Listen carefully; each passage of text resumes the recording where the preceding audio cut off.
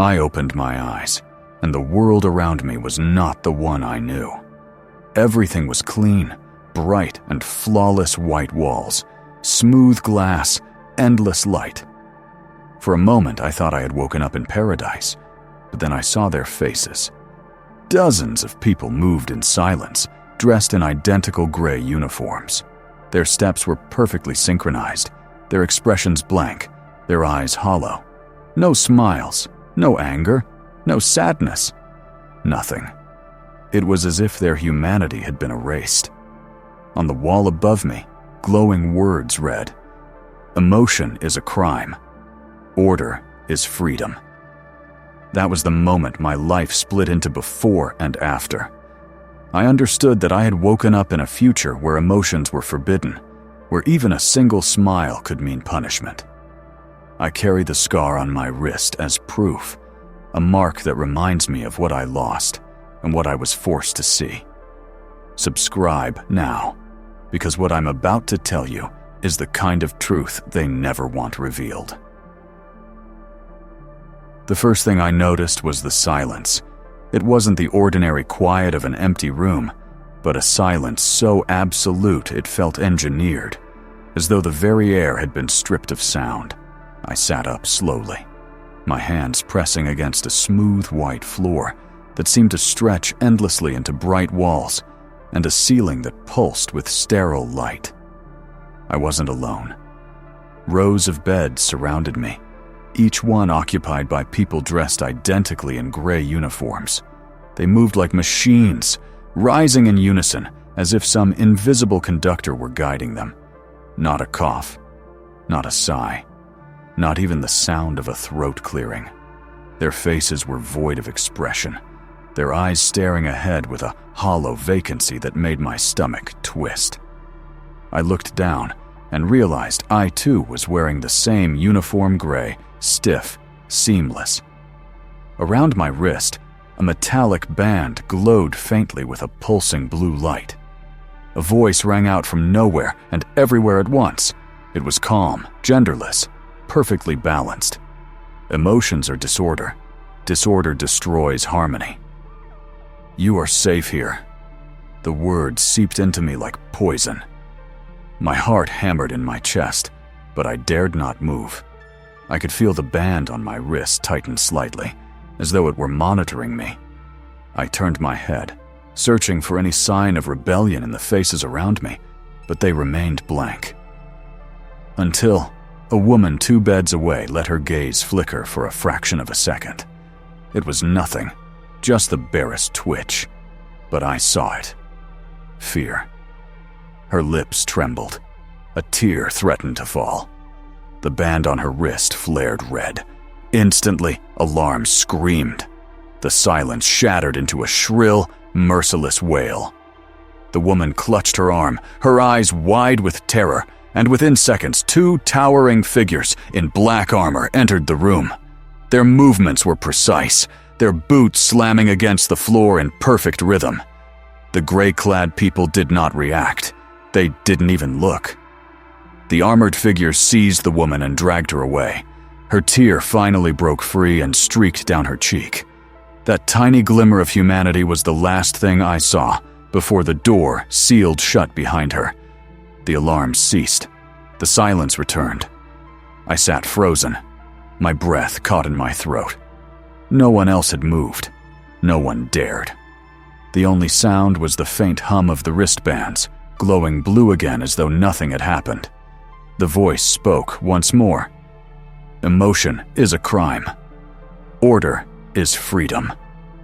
I wanted to scream. I wanted to demand answers. But something inside me told me to stay silent, to hide the storm raging in my chest. I looked down at my wrist. The band's light pulsed faster, as if it could sense my anger.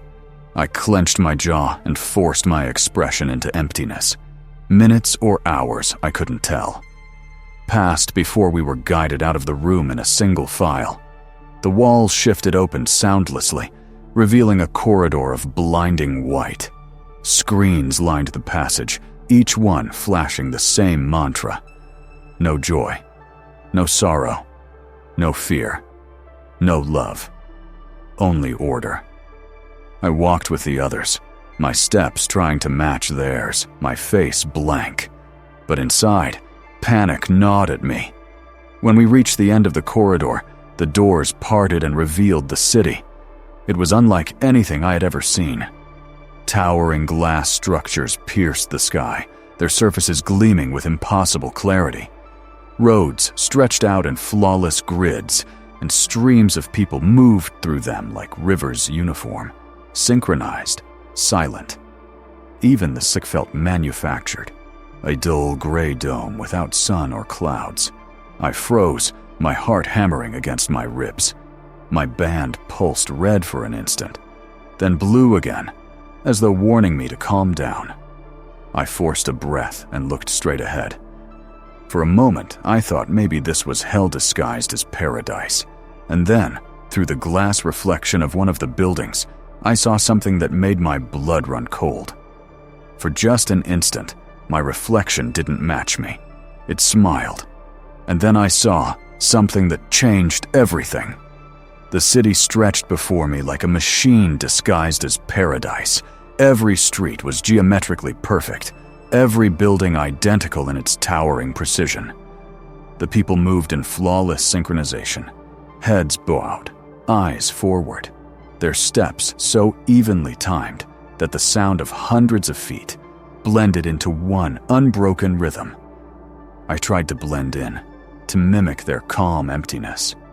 My wristband pulsed blue with each beat of my heart, monitoring me, judging me. Screens towered above the streets, repeating the same slogans in stark white letters on a black background.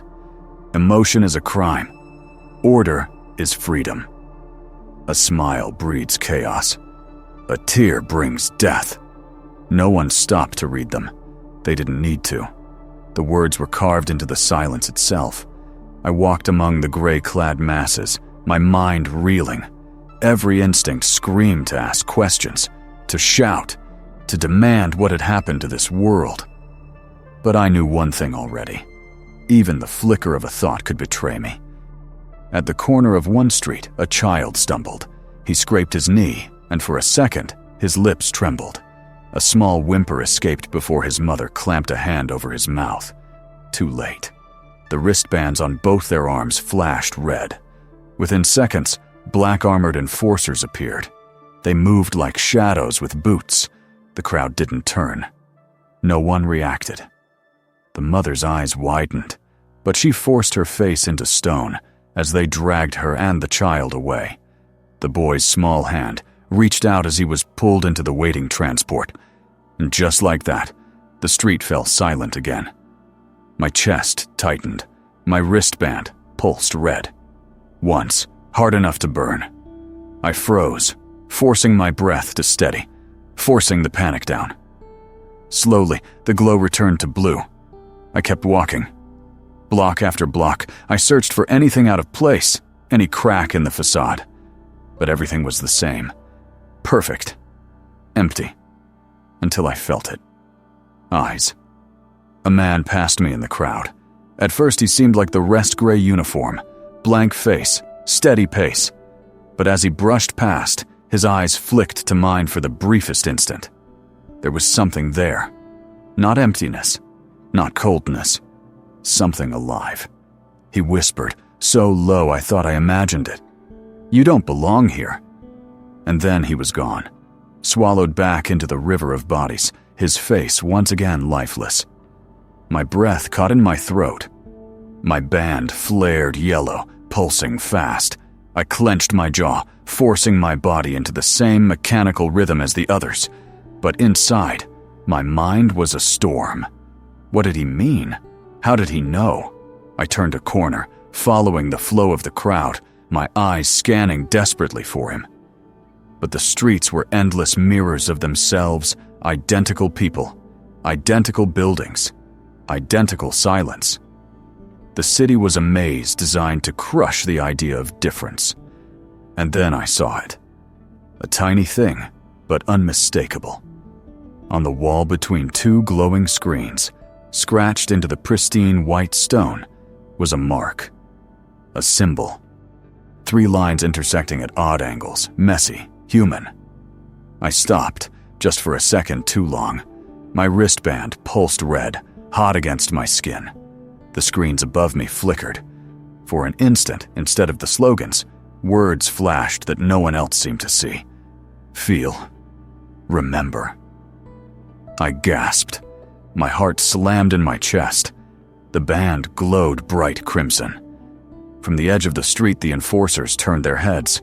I forced myself to move again, to keep walking. But I knew I had been seen. I ducked into a side corridor, my feet pounding against the immaculate ground. My pulse raced, the band burning like fire on my wrist. I didn't care anymore. Fear overwhelmed me, spilling through my veins. The corridor narrowed, darker now, less pristine. My eyes darted across the walls, searching for escape. And then I saw him, the man who had whispered to me. He was waiting, half hidden in the shadows. His eyes burned with something I hadn't seen in anyone else here. Emotion. "Come," he said quickly, "before they find you." And for the first time I felt hope. You'd never believe me if I told you what happened next. The man's grip was firm but urgent as he pulled me deeper into the shadowed corridor. My heart thundered in my chest, and I knew my wristband was flashing red again, but I didn't dare look down. We moved quickly, his steps sure, mine stumbling. Every sound in the empty passage echoed like thunder. Finally, he stopped in front of what looked like a seamless section of wall. Without hesitation, he pressed his palm against it. The surface shimmered faintly, then split open, revealing a narrow stairwell leading down. "Go," he ordered, his voice clipped but alive. I hesitated. "Who are you?" His eyes flickered with something I hadn't seen in anyone else here. Urgency, desperation, maybe even fear. Someone who still remembers. Before I could ask more, heavy footsteps thundered down the corridor behind us. The enforcers were coming. He shoved me forward, and we slipped inside. The wall closed silently behind us, sealing us in darkness. The stairwell was tight, the air cooler, damp. My wristband's glow illuminated each step. I forced myself to breathe, to keep moving. At the bottom, the passage widened into a chamber dimly lit by scattered lamps. And there, for the first time since I had awakened in this city, I saw faces with life in them. A small group of people stood around a makeshift table. Their clothes were not the same gray uniform. Some wore patched fabrics, others ragged remnants of what might have been old clothing. Their eyes tracked me cautiously, but what froze me wasn't the suspicion. It was the humanity. One man's jaw trembled with tension. A woman's eyes glistened with worry. They looked alive. "Another anomaly," someone muttered. "He doesn't know yet," my guide said. A woman stepped forward, her voice low but steady. "You're not supposed to be here. Most who wake up in this place are stripped clean. Their feelings are erased by the system."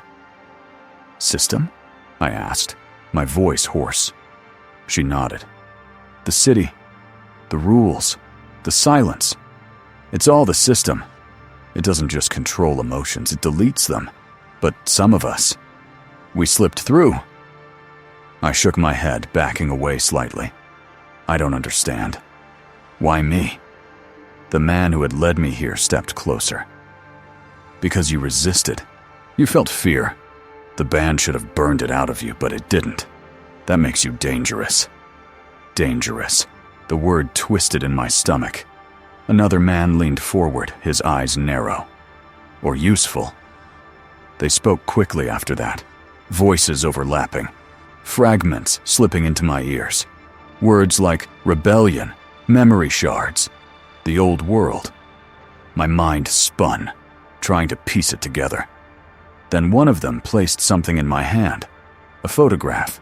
It was worn, edges frayed, colors faded. But the image was clear enough. A family, a man, a woman, and a child, smiling. arms wrapped around each other, their joy undeniable. I stared at it, my chest tightening, my eyes stinging. And for the first time since waking here, I felt tears welling. The wristband on my arm blazed scarlet. "Control it," the woman hissed. "I can't," I gasped, clutching my arm as pain seared through me. The band tightened, digging into my skin, its glow blinding. Then something strange happened. Instead of silencing me, instead of erasing the emotion, the band cracked. A thin fracture ran across its surface, sparks spitting from its edges. Gasps filled the chamber. One man whispered, "He's breaking it." I staggered, sweat dripping down my face. The band sparked again, then dimmed, its glow flickering weakly. My tears fell freely now, hot and unstoppable. For a moment, the room was silent. Then the woman touched my arm gently, her own eyes shining. "Do you understand what this means?" I shook my head. "It means the system doesn't own you, not completely.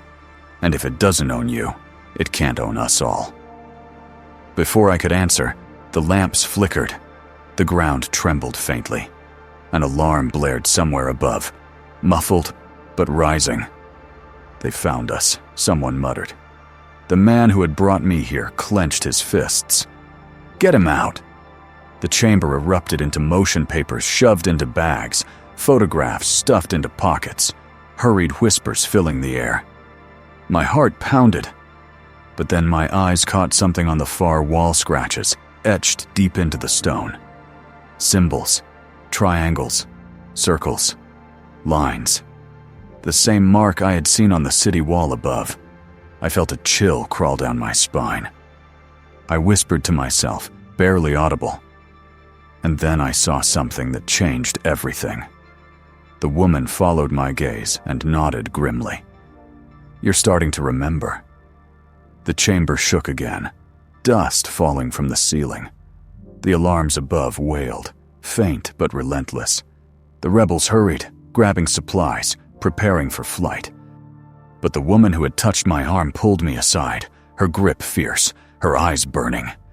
"You need to understand before they reach us," she said. "Otherwise, you won't survive what's coming." I swallowed hard, my chest still heaving from the band's crack. "Understand what?" She led me to a corner of the chamber, where old machines hummed faintly, powered by wires strung like veins across the walls. On the screen of one, images flickered, blurry, aged recordings that looked nothing like the sterile perfection of the city above. The footage showed crowds of people, shouting, smiling, crying, screaming, war, riots, explosions. Then it shifted. Families hugging, laughter ringing out, children playing. Joy and horror, love and rage, all jumbled together. "This," she said, her voice trembling, "was the world before the system." I leaned closer, my breath catching as the images shifted again. Scientists in white coats, governments signing treaties. The words scrolled across the screen. Project Harmony. "The people above," she continued. "They've been told emotions were erased for survival, that feelings caused wars, hatred, destruction. That order was the only way forward." "And isn't that true?" I asked, though the words felt hollow even as they left my lips. Her eyes locked onto mine. "Maybe partly, but that was never the real reason. The truth is, emotions made us unpredictable, impossible to control, and those in power couldn't stand that." Her words slammed into me like a fist. I thought of the slogans, the blank faces, the silence, a city of perfect order. Not for peace, for obedience. The man who had led me here stepped forward, sweat streaking his brow. "The system was never built to protect people. It was built to harvest them." I frowned. "Harvest?" He nodded grimly. "Every surge of emotion, every flicker of joy or grief, if the system doesn't crush it, it takes it, feeds on it. That's why the bands exist. They don't just suppress feelings, they collect them. The chamber fell quiet, the rebels glancing at me with something like pity. I shook my head violently. No, that can't be. But deep inside, I knew. The crack in my wristband, the surge of power that had rushed through me when I cried. It all made sense now. The woman handed me another photograph. This one was different. It wasn't faded like the family picture. It was sharp, printed on pristine material. It showed a towering machine embedded in a mountain, surrounded by glowing conduits. At its center was something pulsing, alive. That, she whispered, is where your emotions go when the band drains you. They're not destroyed. They're stored. My stomach twisted. I stared at the image, the machine glowing like a heart stolen from humanity itself. Before I could speak, the walls shuddered violently. A voice boomed above us, the same calm, genderless tone I'd heard when I first woke up. Emotion detected. Anomaly located. Purge initiated. The rebels froze. Run, the man barked. But the woman grabbed my arm again, forcing me to look into her eyes. Listen to me. You're different. The band couldn't contain you. That means you're dangerous to them. And it means you can do what we cannot. What? I demanded, panic rising in my throat. She pressed her trembling hand over my cracked band. You can break the system. The alarms grew louder, closer. The footsteps of enforcers thundered above, rattling the stairwell. I tried to respond, but my voice caught. My chest ached, my pulse racing. For the first time, I felt the full weight of fear, not just as a weakness, but as proof of my humanity. And then I saw it again. On the wall behind her, etched deep into the stone, the same symbol I'd seen above. 3 lines intersecting, a circle at their core. What does it mean? I whispered. Her eyes glistened. It's the memory of what we were, and the warning of what we can become again. The stairwell doors above blasted open. The rebels scattered, shouts echoing, weapons raised. The woman shoved me toward another passage, her face fierce and desperate. Go, she cried, before it's too late. I stumbled into the darkness, my cracked band glowing faintly, her words burning in my skull. You'd never believe me if I told you what I discovered that night. The tunnel swallowed me, its walls rougher than the polished stone of the chambers above. My breath echoed as I stumbled forward, the alarms muffled now, but still pulsing through the earth like a heartbeat. My wristband flickered, the crack spreading faintly, sparks biting into my skin.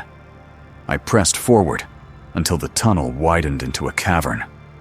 For a moment I froze, my eyes widening at what stretched before me.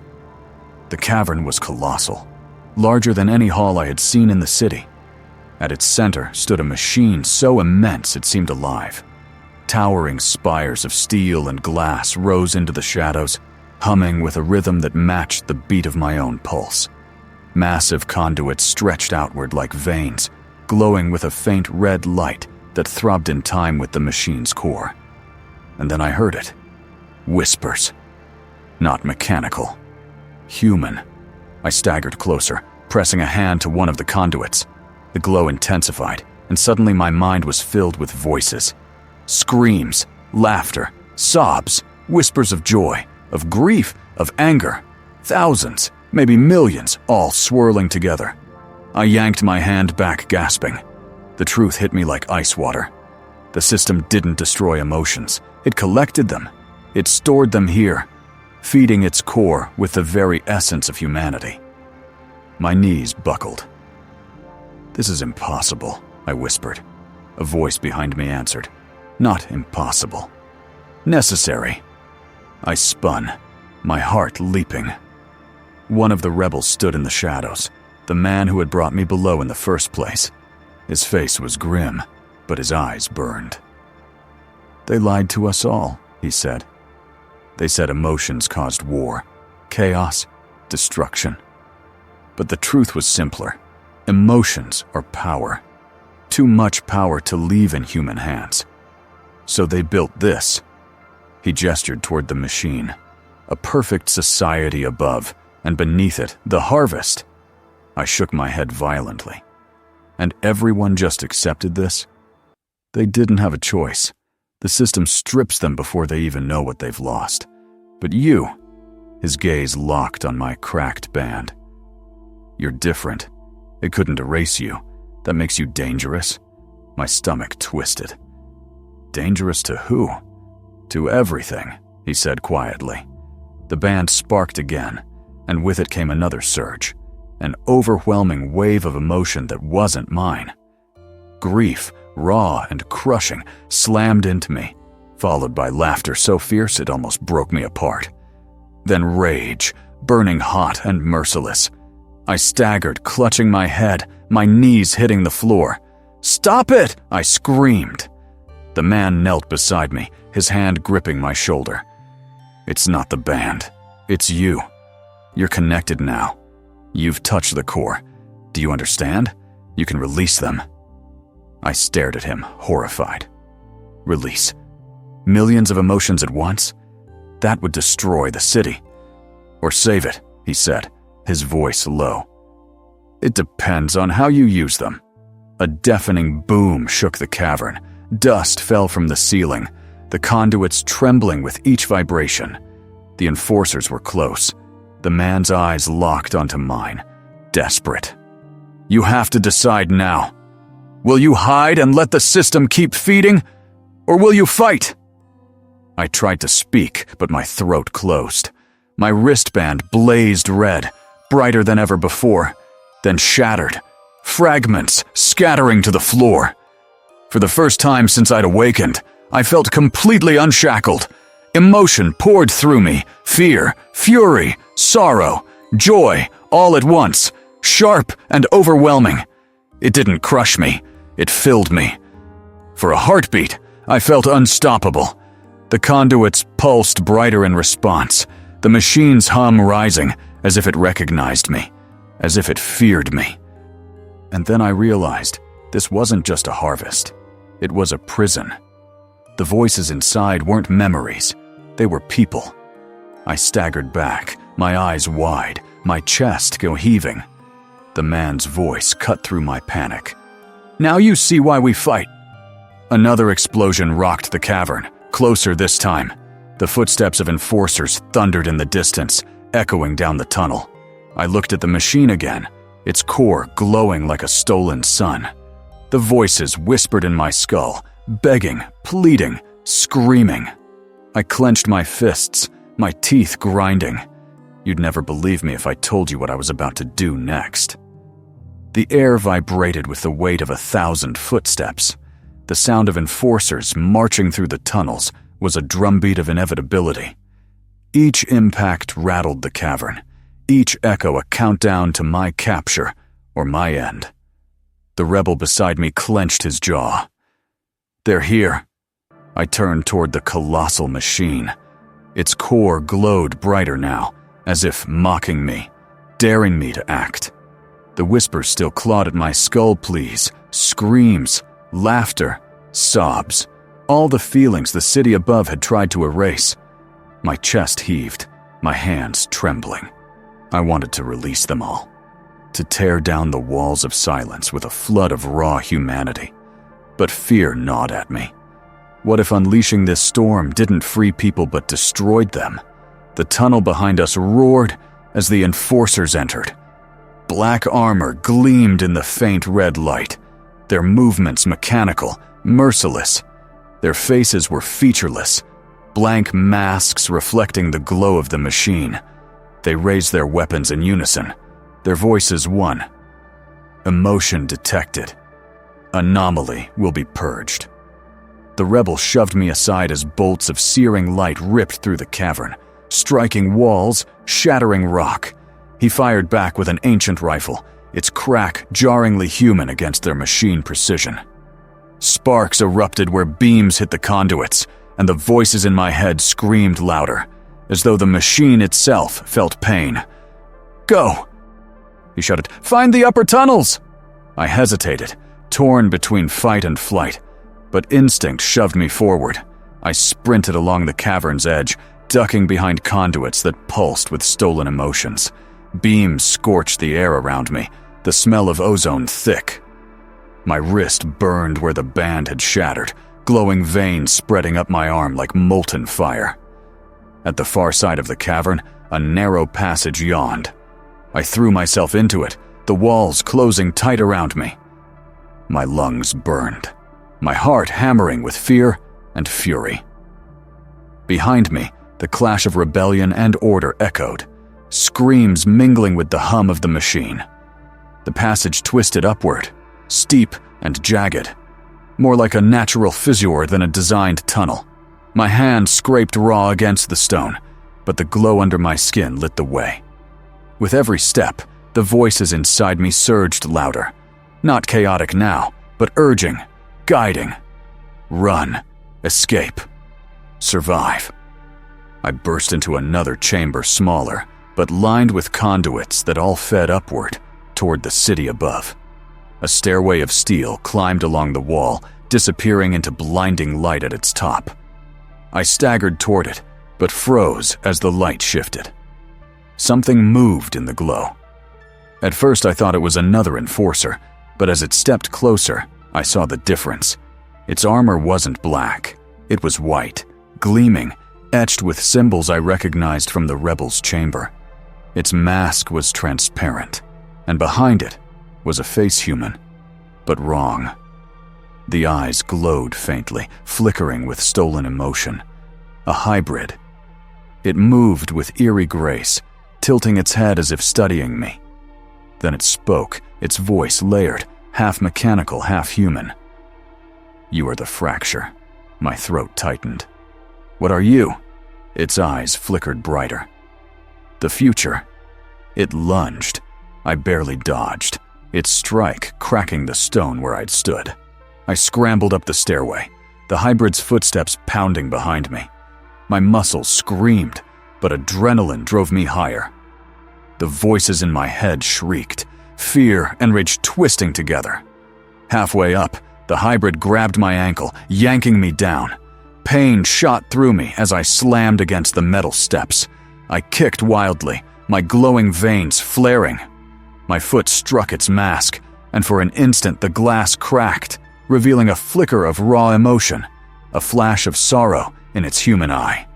It froze, grip loosening, as if confused by what it had felt. I didn't wait. I tore free, climbing desperately. At the top, I burst into blinding light. The city stretched out below me, perfect and silent, its towers gleaming under a gray sky. The streets moved with their endless rhythm, unaware of the chaos boiling beneath. The stairway ended at a service hatch. I slammed it open and crawled out onto a rooftop, the wind slamming into me, sharp and cold. I collapsed, gasping, my veins still glowing faintly under my skin. For a moment, I thought I was safe. Then the hatch below me rattled. The hybrid was climbing. I staggered to my feet, my chest burning. My eyes swept the city, the endless screens flashing their slogans.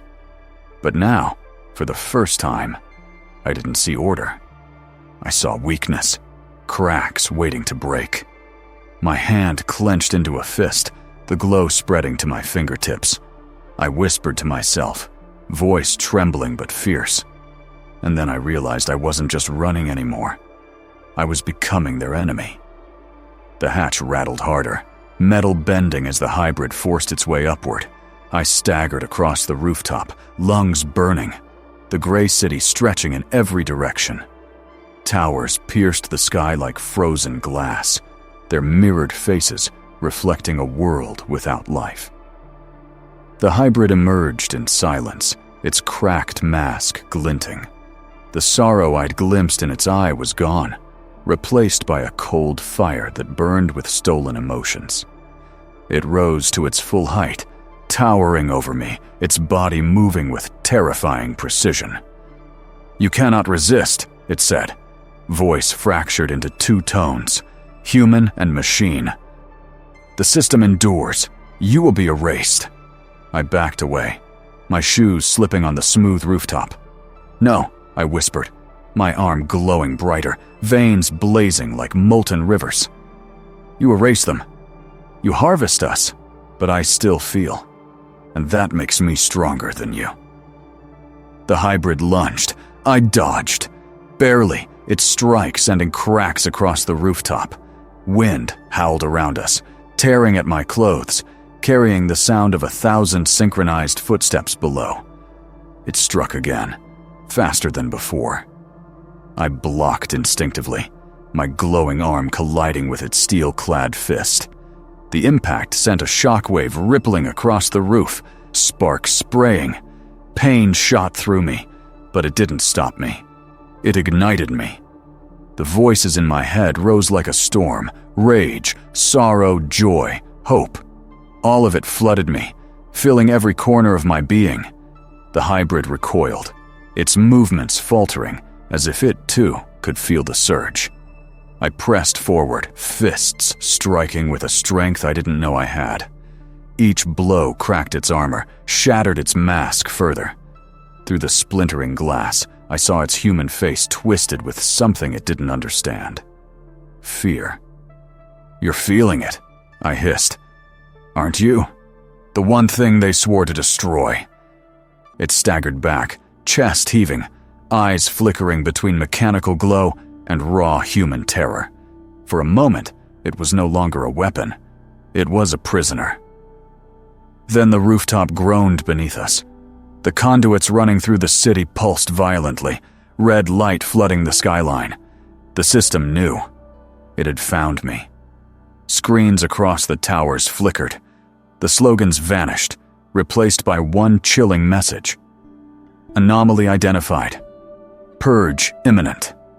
The hybrid raised its head, its voice breaking. "If you release them, the city will burn." I looked at my arm, the glow so bright it hurt my eyes. The voices within me screamed to be freed. All the laughter, all the tears, all the love and rage stolen for generations they wanted out. Maybe he was right. Maybe unleashing them would destroy everything. But I knew one truth with perfect clarity. Without emotions, this city was already dead. I closed my eyes, took a shuddering breath, and let go. The glow erupted from me in a torrent of light, ripping through the rooftop, shooting into the sky.